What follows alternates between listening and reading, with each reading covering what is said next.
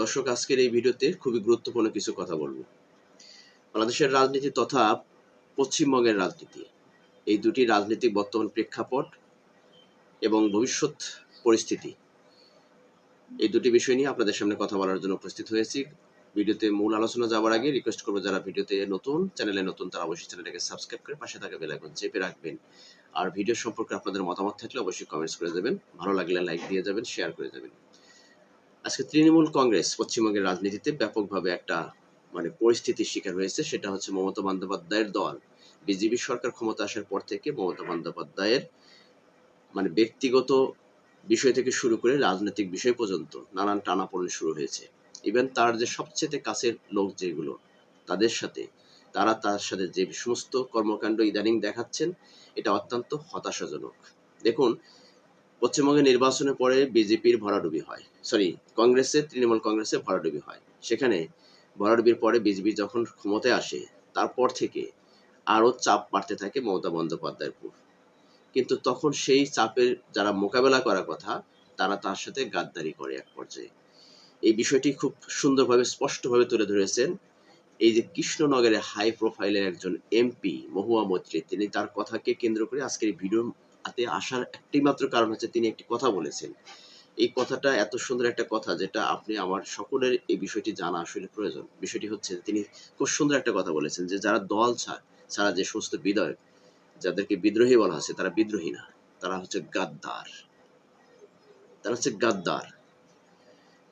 দেখেন, এই যে বিদ্রোহী প্রার্থী হিসেবে যারা নিজেদেরকে প্রচার করছে, প্রমাণ করার চেষ্টা করছে যে তারা মূলত তারা যে দলের মানে নিজেদেরকে এমনভাবে দাবি করে তুলছে যে তারাই হচ্ছে প্রকৃত দলের নেতা, বা তারাই হচ্ছে প্রকৃত দলের প্রকৃত কাণ্ডারি। এরকম ভাবে কিন্তু তারা প্রমাণ করার চেষ্টা করছে। কিন্তু এই সমস্ত যারা বিদ্রোহী বিধায়ক আছে, তাদেরকে এক পর্যায়ে মহুমৈত্রী তাদেরকে বলেছে গাদ্দার। এরা বিদ্রোহী প্রার্থী নয়, কারণ তারা হচ্ছে সুবিধাভোগী। দল ক্ষমতায় থাকবে, তারা সুবিধা ভোগ করবে। দল ক্ষমতার বাইরে চলে যাবে, তারা দলের ক্ষমতার বাইরে থেকে তাদের উপরে যে বিশেষ কিছু চাপ আসতে পারে, সেই চাপ থেকে বাঁচার জন্য তারা এখন বিদ্রোহী হয়ে মমতার রাজনৈতিক ক্যারিয়ারকে ধ্বংস করার জন্য তারা উঠে পড়ে লেগেছে। বিষয়টি কিন্তু আসলে খুবই গুরুত্বপূর্ণ। সেটা পশ্চিমবঙ্গের রাজনীতিতে না, আমাদের এই বাংলার রাজনীতিতেও এই ধরনের অনেক মানুষকে দেখা যায়। তারা সুবিধাভোগী, তারা সময় বুঝে দল পরিবর্তন করে, সময় বুঝে তাদের ক্যারেক্টার পরিবর্তন করে, তারা সবসময় সুবিধার মধ্যে থাকতে চায়। দেখেন, আজকে এই যে মমতা বন্দ্যোপাধ্যায় নির্বাচনে পরাজিত হবার পরে তার যে রাজনৈতিক যে ধস নেমেছে, সেটা কিন্তু আমাদের দুই বাংলার মানুষ তথা ভারতবর্ষের মানুষ সবাই জানে যে মমতা বন্দ্যোপাধ্যায়ের বর্তমান কি পরিস্থিতি। এই পরিস্থিতি মোকাবেলা করার জন্য বিজেপির যে একটা প্রেশার, এই প্রেশারকে মোকাবেলা করার জন্য তার পাশে সবচাইতে কাছে থাকার কথা ছিল কাদের, যে তার সবচাইতে নিকটস্থ, যারা খুব কাছের কর্মী বা নেতা বলেন, তাদের কিন্তু থাকার কথা ছিল। কিন্তু আজকে দেখা যাচ্ছে যে এই যে মমতা বন্দ্যোপাধ্যায়ের সাথে মোটামুটি এই যে 20 জন এনডিএ কে সাপোর্ট দিয়ে সেখানে তারা সমর্থন দিয়েছেন, এই 20 জনের মধ্যে সবচেয়ে একজন গুরুত্বপূর্ণ একজন নেত্রী ছিলেন সায়নী ঘোষ। অভিনয় করতেন, বেশ গানও গাইতে পারেন। এনাকে মমতা বন্দ্যোপাধ্যায় এত অল্প সময়ের মধ্যে তাকে এতটা গুরুত্ব দিয়েছিল, এতটা সুযোগ সুবিধা দিয়েছিল। একটা সময় আমরা দেখতাম তিনি রাজনৈতিক মাঠে তীব্র বক্তব্য দিতেন, এবং এই বক্তব্যের মধ্যে দিয়ে কিন্তু তিনি নিজেকে আরো প্রমাণ করার চেষ্টা করেছে। তিনি তৃণমূলের একজন খুব একনিষ্ঠ নেত্রী, একনিষ্ঠ একজন কর্মী, এই হিসেবে তিনি নিজেকে প্রমাণ করার চেষ্টা করেছে এবং সেখানে সফল হয়েছিলেন, এবং সবাই তাকে ভালোবেসেছে। এই যে মহুমৈত্রী একটি কথা বলেছেন যে আজকে যে সমস্ত নেতাকর্মীরা যারা বিদ্রোহী হিসাবে নিজেদেরকে প্রমাণ করার চেষ্টা করছে, এক পর্যায়ে দেখেন এখানে 60-70 জন বিধায়ক, এমপি যারা আছেন এবং কমিশনার ছিলেন যারা কলকাতার, তাদেরকে সাথে নিয়ে তারা কি করছে, কাউন্সিল করে তারা আলাদা সভাপতি, এই যে অরূপ রায়কে সভাপতি করে আপনার একটা দল তারা ভাগ করে ফেলেছে। সেখানে যে সমস্ত বিদ্রোহীরা গিয়েছে, তাদেরকে এক পর্যায়ে তারা বলছে যে এরা আসলে বিদ্রোহী না, তারা গাদ্দার। আসলে তারা গাদ্দার, কারণ আজকে বিজেপির চাপে পড়ে হোক, বিজেপির প্রলোভনে পড়ে হোক, যে কোনো ভাবে হোক, তারা যে তৃণমূল কংগ্রেস ছেড়ে তারা যে নিজস্ব দলের ভিতরে একটা ফাটল ধরিয়েছে, দলের ভিতরে কাউন্সিল করে দলের আলাদা একটা অংশ তৈরি করে ফেলেছে মমতা বন্দ্যোপাধ্যায়ের সাথে। ইভেন মমতা বন্দ্যোপাধ্যায় নিজের আঁকা যে ছবি, তার দলীয় প্রতীক জোড়া ঘাসফুল, এই জোড়া ঘাসফুল নিয়েও তারা টানাটানি করার চেষ্টা করছে। সেটা নিয়েও একটা পর্যায়ে আইনি তারা যুদ্ধ করতে পারে সেই প্রতীক নেওয়ার ব্যাপারে, এই প্রক্রিয়াও তারা শুরু করে দিয়েছে। তো এই ব্যক্তিরা একটা সময় কোথায় ছিল? তারা তৃণমূল কংগ্রেস থেকেই তারা নমিনেশন নিয়েছে, তৃণমূল কংগ্রেসের প্রতীক দিয়ে তারা নির্বাচিত হয়েছে। সেই দেশের জনগণ যখন তাদেরকে নির্বাচিত করেছে, তারা ভোট দিয়েছে কি? তাদেরকে ব্যক্তি হিসেবে ভোট দিয়েছে না, এই মমতা বন্দ্যোপাধ্যায়কে ভালোবেসে ভোট দিয়েছে। এই মমতা বন্দ্যোপাধ্যায়ের দল, মমতার দল তৃণমূল কংগ্রেসকে ভালোবেসে ভোট দিয়েছে, এবং জোড়া ঘাসফুলকে যারা ভালোবাসে পছন্দ করে তারা সেই প্রতীক দেখেই তারা কিন্তু তাদেরকে ভোট দিয়েছে। যদি বুঝতাম যে তারা স্বতন্ত্র প্রার্থী হিসেবে নির্বাচন করে দল থেকে নির্বাচনের আগেই বের হয়ে স্বতন্ত্র প্রার্থী হিসেবে নির্বাচিত হয়েছে, সেই নির্বাচিত প্রার্থীরা, নির্বাচিত সংসদ সদস্যরা তারা বিদ্রোহী হিসাবে তৃণমূল কংগ্রেসের থেকে তারা আলাদা একটা সংগঠন গঠন করার চেষ্টা করছে, তবে বুঝতাম যে না, তারা প্রকৃতপক্ষে তারা সে এলাকার জনপ্রিয় একজন ব্যক্তি, যাদেরকে তৃণমূল সাপোর্ট করতে হয় না। তারা নিজস্ব একটা ব্র্যান্ড, নিজের থেকে তারা নিজস্বভাবেই তারা নির্বাচন করে তারা জিতেছে। এই বিষয়টি তখন পরিষ্কার হতো। কিন্তু নির্বাচনের পরবর্তী সময়ে দেখেন এক পর্যায়ে তারা দলের সাথে গাদ্দারি করছে, নেত্রীর সাথে গাদ্দারি করছে। ইভেন যারা নির্বাচিত করেছেন দেশের যে জনগণ, সেই আসনের যে যারা যারা ভোটার, সেই ভোটারদের সাথে তারা গাদ্দারি করেছে। কিভাবে গাদ্দারি করলো? ভোটাররা তো তাদেরকে ব্যক্তি হিসেবে ভোট দেয় নাই, ভোটাররা তারা তৃণমূল কংগ্রেসকে ভালোবেসে ভোট দিয়েছে, ভোটাররা তারা জোড়া ঘাসফুলকে ভালোবেসে ভোট দিয়েছে, ভোটাররা তারা মমতাকে ভালোবেসে ভোট দিয়েছে। আজকে এই তৃণমূল কংগ্রেস মমতা একদিনে গড়ায়নি, গত 15 বছর তারা শাসন ক্ষমতায় থেকেছে শুধুমাত্র তৃণমূল কংগ্রেসকে ভালোবেসে মানুষ ভোট দিয়েছিল। হ্যাঁ, দলের ভিতরে কোন্দল থাকতে পারে, দলের ভিতরে মন মালিন্য থাকতে পারে, দলের ভিতরে দর কষাকষি থাকতে পারে, স্বাভাবিক। কিন্তু দল ভেঙ্গে বিদ্রোহী হিসেবে যারা আজকে দলের বিপক্ষে অবস্থান নিয়েছে তারা মূলত দলের কেউ না। তারা মূলত আসলে এসেছিল দীর্ঘ 15 বছর লম্বা একটা সময় মমতা বন্দ্যোপাধ্যায় তার নিজের ব্র্যান্ড হিসেবে নিজের দলকে নিয়ে যখন রাষ্ট্র ক্ষমতায় ছিলেন, সরকারে ছিলেন, এই সমস্ত জায়গা থেকে সুযোগ সুবিধা ভোগ করার জন্য যে ব্যক্তিরা আজকে বিদ্রোহী, তারা শুধুমাত্রই সুযোগ সুবিধা ভোগ করেছে, অন্যথায় কিছু না। তারা শুধুমাত্র দলের ভিতরে আসার একটি মাত্র কারণ তাদের নিজস্ব স্বার্থ হাসিলের জন্য। বিশেষ করে এই যে সায়নী ঘোষ, এই মেয়েটাকে আমি হঠাৎ করে দেখেছি, এরকম অনেক অভিনেতা অভিনেত্রী আছে যারা দল থেকে ইতিমধ্যে তারা কিন্তু চলে গেছে। এদের মধ্যে কিছু বেইমান গাদ্দার যে কোনো দলকে, শুধু পশ্চিমবঙ্গের না, তৃণমূল কংগ্রেস না, আমাদের এই পূর্ব বাংলাতেও আছে, যে কোনো সময় যে কোনো দলের সাথে পোল্টিবাজি খেলে।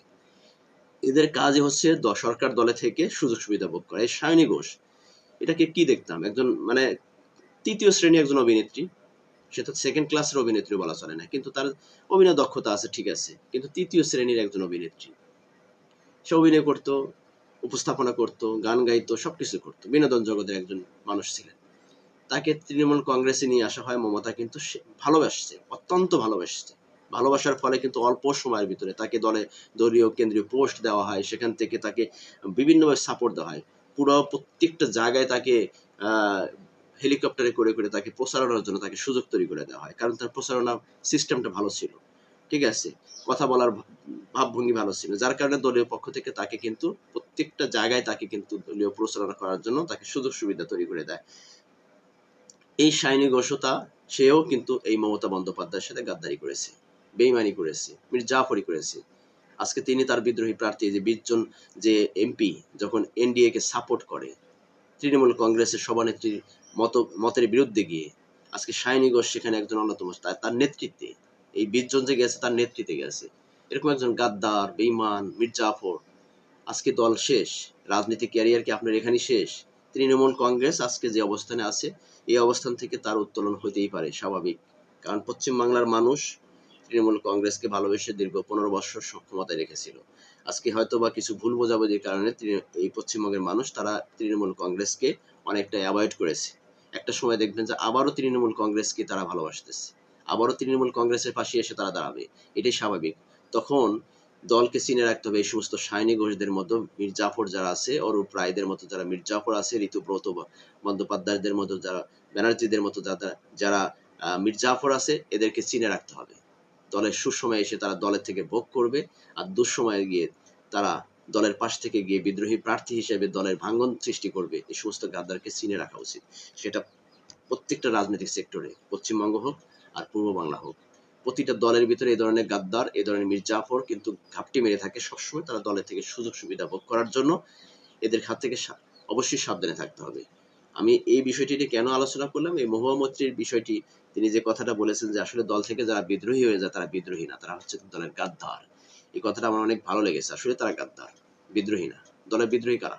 আজকে একটা দল প্রতিষ্ঠা করে কাকে দেখে? প্রথমে কাকে দেখে? ব্যক্তি দেখে।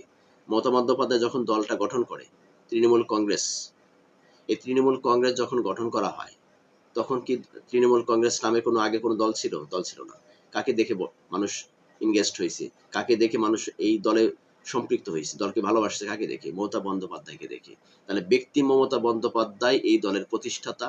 এই দলের প্রতিষ্ঠাতা, তাকে সরিয়ে দিয়ে নতুন করে সভাপতি নির্বাচন করা, এটা নিশ্চয় দলের সাথে গাদ্দারি ছাড়া আর কিছু না। মমতা বন্দ্যোপাধ্যায় এই দলের প্রতিষ্ঠাতা সভাপতি এবং এই দলের প্রতিষ্ঠাতা তিনি। শুধু এই দলকে প্রতিষ্ঠা করেনি, এটা একটা ব্র্যান্ড হিসেবে দাঁড় করিয়েছে পশ্চিমবঙ্গে, যা দীর্ঘদিনের শাসনামলকে ভেঙে এই তৃণমূল কংগ্রেস সেখানে ক্ষমতা এসেছিল। কাদেরকে? তৃণমূল কংগ্রেসকে দেখে নাকি মমতা বন্দ্যোপাধ্যায়কে দেখে ভোট দিয়েছিল মানুষ? নিশ্চয়ই মমতা বন্দ্যোপাধ্যায়ের কর্মকাণ্ড, তার রাজনৈতিক দূরদর্শিতা, রাজনৈতিক তার যে স্বচ্ছতা, এই সমস্ত বিষয়গুলো কি তাকে একটা ব্র্যান্ডে পরিণত করেছে। পরবর্তীতে তার দলের ভিতরে নানান রকমের সমস্যা থাকতেই পারে, স্বাভাবিক। কারণ তার শক্ত হাতে কিছু ব্যক্তিকে দমন করার কথা ছিল, যেটা করতে পারেনি। সেটা তার জন্য আজকে ভরাডুবি। তিনি যখন ক্ষমতায় ছিলেন, বেশ কিছু এই যে সমস্ত সুবিধাভোগী ব্যক্তিরা দলে এসেছে, লুটপাট করেছে, আজকে দলের দুঃসময় তারা চলে গেছে। এই ব্যক্তিদেরকে চিহ্নিত করতে পারেনি মমতা বন্দ্যোপাধ্যায়, যার কারণে মমতা বন্দ্যোপাধ্যায় আজকে তিনি কিন্তু বেশ কিন্তু সমস্যা করে আছে। তো এই সমস্যা থেকে আজকে রাজনীতিতে উত্থান পতন থাকে, রাজনীতিতে শেষ বলতে কোনো কথা নেই। মমতা বন্দ্যোপাধ্যায় আজকে রাজনীতিতে বেশ পাটাবাসের চিপার মধ্যে পড়েছে, কিন্তু এই পাশটা একদিন না একদিন মুক্ত হবে। আর সেদিন এই সমস্ত গাদ্দারদেরকে যদি মমতা বন্দ্যোপাধ্যায় চিনে না নিতে পারেন, আবারও মমতা বন্দ্যোপাধ্যায়ের ভবিষ্যতে কিন্তু এর ধরনের পরিস্থিতির শিকার হতেই পারে, স্বাভাবিক। তাই মমতা বন্দ্যোপাধ্যায় তথা সব রাজনীতিতে যারা লিডার্স তাদেরকে চিনে রাখতে হবে দলের ভিতর গাদ্দার কারা, বেঈমান কারা, মির্জাফর কারা। তাদেরকে সুযোগ দেওয়া দরকার না। আসলে যে সমস্ত হাইব্রিড নেতা যারা দলে আসলো, নমিনেশন নিল, এমপি হলো, বিধায়ক হলো, তারা দলের ক্ষমতায় আছে, দল থেকে যখন বিরোধী দলে গেল তখন তারা আবার দল থেকে পরিত্যাগ করলো। এই সমস্ত ব্যক্তিদেরকে নমিনেশন দেওয়া ঠিক না, তারা যত জনপ্রিয় হোক না কেন। এই যে শাইনি ঘোষের মতন একজন, এরা তো প্রকৃতপক্ষে রাজনীতিবিদ না, এরা আসছে দলের ভিতরে সুযোগ সুবিধা ভোগ করার জন্য। ইউসুফ পাঠান, তারপর আরো ব্যক্তিরা আছে। এই সমস্ত ব্যক্তিরা কিসের জন্য? মমতা বন্দ্যোপাধ্যায়ের জনপ্রিয়তা দেখে মনে করছে এখান থেকে নমিনেশন নিলে আমরা বিজয় হতে পারবো নিশ্চিত। ঠিক আছে, তো নমিনেশন নিয়েছে, এমপি হয়েছে, বিধায়ক হয়েছে, তারা বাস এখন দেখতেছে যে না, দলের ভিতরে তো খুব চাপের মধ্যে আছে, যদি আমি এই দলের সাথে থাকি তাহলে তো মামলা মোকদ্দমা বিভিন্ন রকমের বাধা আসতেই পারে। কি করেছে? চট করে তারা অন্য একটা রাজনৈতিক সংগঠনের সাথে সমর্থন দিয়ে তারা পাশ কেটে চলে গেছে, যাতে মামলা মোকদ্দমার হাত থেকে বাঁচা যায়। এই যে তাদের যে অবস্থান, এই অবস্থান থেকে অবশ্যই দলকে পরিচ্ছন্ন করতে হবে, তাদের হাত থেকে দলকে বাঁচাতে হবে। কারণ যে কোনো নেতাকে দলের ভিড়াইতে হলে বা দলের ভিতরে আনতে হলে তাদের আসলে দলকে সে ভালোবাসে কিনা, আসলে সে দলের একজন কর্মী কিনা, নিষ্ঠাবান কিনা। কারণ মাঠ পর্যায়ে অনেক নেতা আছে যাদেরকে সুযোগ দেওয়া উচিত, যারা প্রকৃতপক্ষে দলের পক্ষে কাজ করে, বিশেষ করে থানা লেভেল, জেলা লেভেলের যারা, এই সমস্ত ব্যক্তিদেরকে, মানে অঞ্চল ভিত্তিক অনেক লিডার থাকে না, যারা তৃণমূল কংগ্রেসেরই একদম মাঠ পর্যায় থেকে তারা নেতৃত্ব দেয়, যাদের মাঠে তাদের জনপ্রিয়তা আছে, নমিনেশনটা তাদেরকে দেওয়া উচিত। গাদ্দার মাদ্দার এসে জনপ্রিয়তা দেখিয়া এই সমস্ত অভিনেতা অভিনেত্রীরা এসে শুধুমাত্র লাভ খোঁজার জন্য। দেখেন বাংলাতে, এই বাংলাতে ও বাংলাতে, দুই বাংলাতে কিন্তু ব্যাপকভাবে কিছু বিনোদন জগতের লোক এসে কিন্তু তারা দলটাকে একদম নষ্ট করে ফেলে দিয়ে যায়। যেমন বিগত দিনের আওয়ামী লীগের অধপতন শুরু হয়েছে কিসের জন্য? এই বিনোদন জগতের কিছু থার্ড ক্লাস শ্রেণীর কিছু নর্তকী নিয়ে এসে আওয়ামী লীগের আজকের ভরাডুবি হয়েছে। তারা সংসদে বসে বসে গান গাইছে, সংসদে বসে যাত্রাপালা শুরু করে দিয়েছিল। আজকে জনগণ যেটা মেনে নিতে পারেনি কখনোই, যে পার্লামেন্টে আমাদের টাকা লক্ষ লক্ষ টাকা খরচ করে প্রতি মিনিটে, সেই টাকা নিয়ে পার্লামেন্টে তারা গান বাজনা শুরু করে দিয়েছে। এই বিষয়টি কিন্তু বাংলার মানুষ মেনে নিতে পারেনি, যার কারণে আজকে আওয়ামী লীগের ভরাডুবি হয়েছে। তৃণমূল কংগ্রেস এরকম থার্ড ক্লাস কিছু শ্রেণীর অভিনেতা অভিনেত্রী এসে দলটাকে একদম শেষ করে দিয়ে চলে গেছে, আর কিচ্ছু না। তাই দলের প্রকৃত যারা নেতা আছে, মাঠ পর্যায়ে যারা কাজ করে আসছে, যারা এখন পর্যন্ত নেতৃত্ব দিচ্ছে, ওই সমস্ত ব্যক্তিদেরকেই দল থেকে আরো সুযোগ দেওয়া উচিত, যে তারা যেন সেই এলাকা ভিত্তিক তাদের জনপ্রিয়তাটা বাড়াইতে পারে, এবং দলের কেন্দ্রীয় পর্যায় থেকে তাদেরকে সাপোর্ট দেওয়া উচিত, যেন তারা ভবিষ্যতে নেতৃত্ব দিতে পারে, সেইভাবে তাদেরকে গড়ে তোলা উচিত। ওই হাইব্রিড কিছু আসলো, জনপ্রিয়তা দেখে তাদেরকে নির্বাচনের প্রার্থী হিসেবে ঘোষণা করে শুধুমাত্র তৃণমূলের পর্যায়ে যারা কাজ করে, এই সমস্ত ব্যক্তিদেরকে আসলে তাদের যে কাজের যে তাদের একটা যে কি বলবো, যে তাদের যে এটা জনপ্রিয়তা, সেই জনপ্রিয়তা বা তাদেরকে রাজনৈতিকভাবে তাদেরকে একটা ছোট করে রাখা। কারণ তাদের যে একটা ভবিষ্যৎ পরিকল্পনা ছিল, সেই ভবিষ্যৎ পরিকল্পনাটাকে তাদেরকে ধ্বংস করে দেওয়া হয়। এই সমস্ত হাইব্রিড নেতারা এসে ধ্বংস করে দেয়। কারণ তাদেরও তো একটা স্বপ্ন থাকে, তারা মাঠ পর্যায় থেকে রাজনীতি করে এসে একটা সময় এমপি হবে, বিধায়ক হবে। এই সমস্ত স্বপ্ন কিন্তু তারাই নিয়ে আসে।